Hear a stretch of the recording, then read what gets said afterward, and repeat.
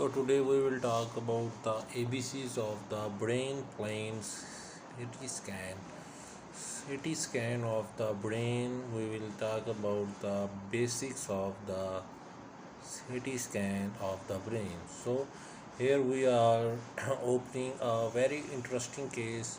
So first of all we will look at the age of the patient and name of the patient, and then we will scroll the CT.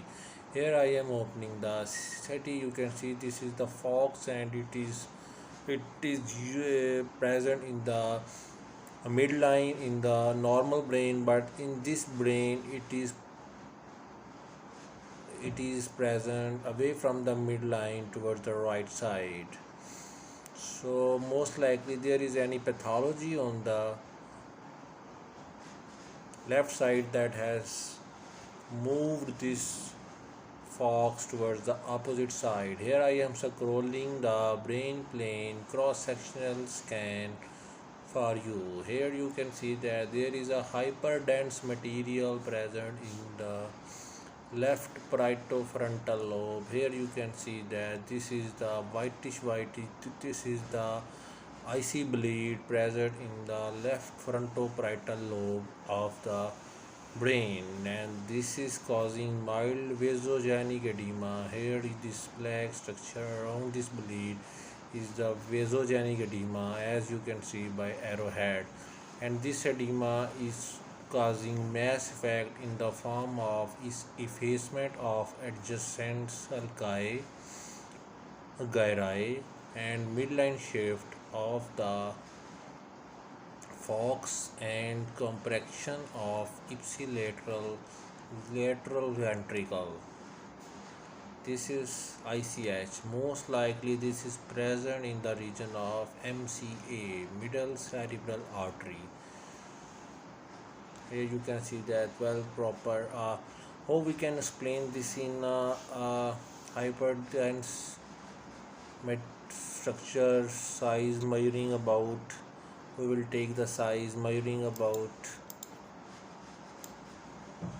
6.6 into 3 centimeter in the left parietal and frontal area, with the mean Hertz unit of 80, and causing midline shift in the form of etc that I explained in the previous few minutes, and it is also causing mild vasogenic edema.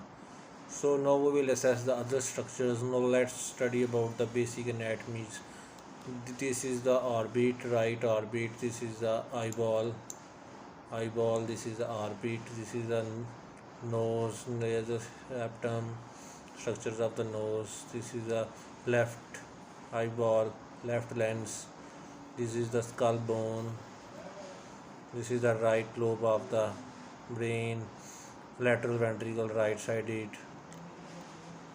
These are the frontal sinuses. These are the mastoidal cells. These are the teeth.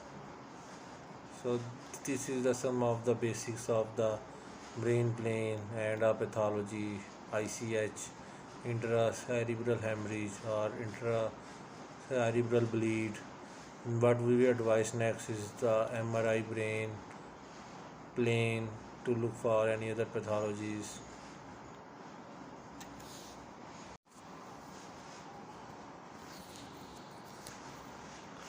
Here is another video of the ICH or IC bleed.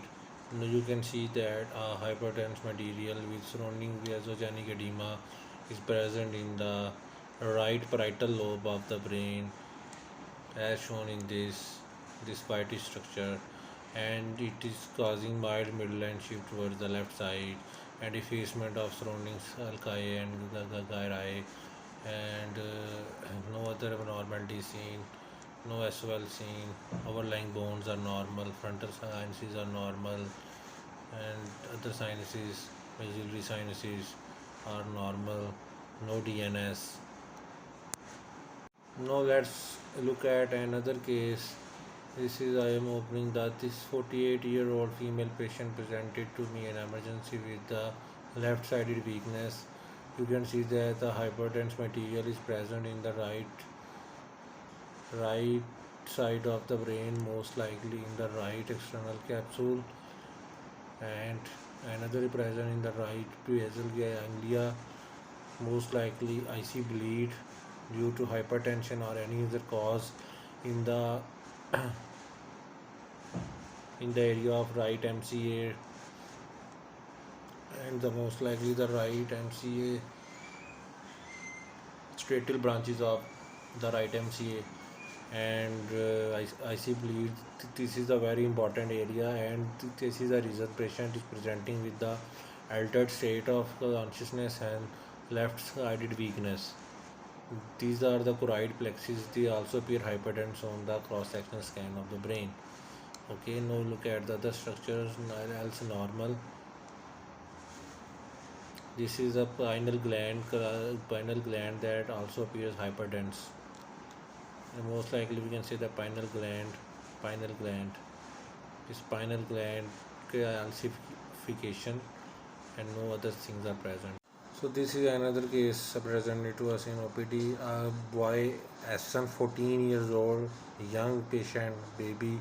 So we can see that now we are looking at the eyeballs, nose, nasal septum, auxiliary sinuses, sphenoid sinuses, ethmoid sinuses, mastoides, posterior fossa, medulla oblongata. Okay, coming down. This is the left temporal lobe, right temporal lobe, posterior cranial fossa, right cerebellum, left cerebellum. This is the medulla oblongata, midbrain. This is the fourth ventricle. This is the quadrigeminal cistern. This is the quadrigeminal, and this is the ambient cistern. Right lateral ventricle, left lateral ventricle. This is the gray matter, white matter. This dark is white matter, and this is the gray matter. Okay, coming down midline. Okay. So we can see that there is a heterogeneous ill-defined area present in the left frontal lobe, measuring about 3.1 into 2.4 cm. Left frontal lobe with mild surrounding edema, as this plaque is edema, and it is not causing any midline shift and not